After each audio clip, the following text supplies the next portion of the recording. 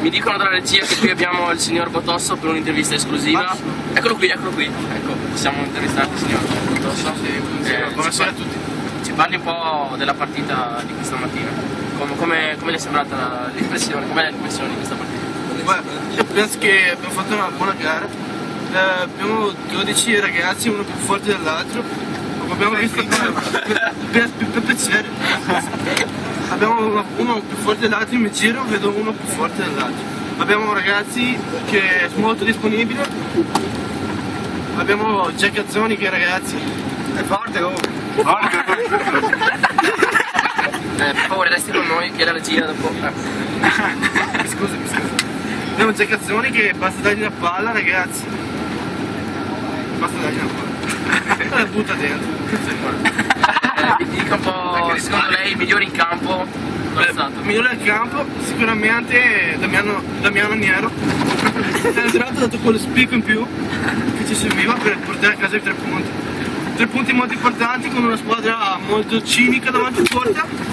E penso che il portiere Massimiliano Moreno. Ma che cazzo è questo? Ma sono ragazzi che passano di qua, lasci stare. Che fans? Sì, Forza Briscano!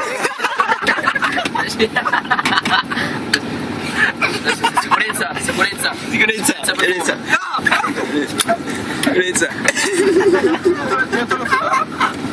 Un'altra domanda, nella Gazzetta dello Sport è andato migliore in campo a Amir. Cosa ne pensa di questa valutazione? Come è possibile? No, Amir è un mio amico, molto intimo. It's very good. Secondo me, cioè, tutti parlano di questo gol fantasma di Amir, autogol, non è gol. Secondo lei cos'è? Penso che ha tirato un bel puntone il difensore. Il problema è che ha sbagliato porta. Il problema è che ha sbagliato porta. Portiere muy fermo.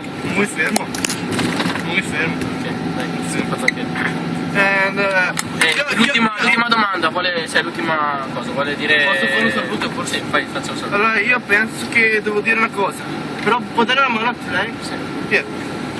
Excuse me? Tenga. Keep calm and...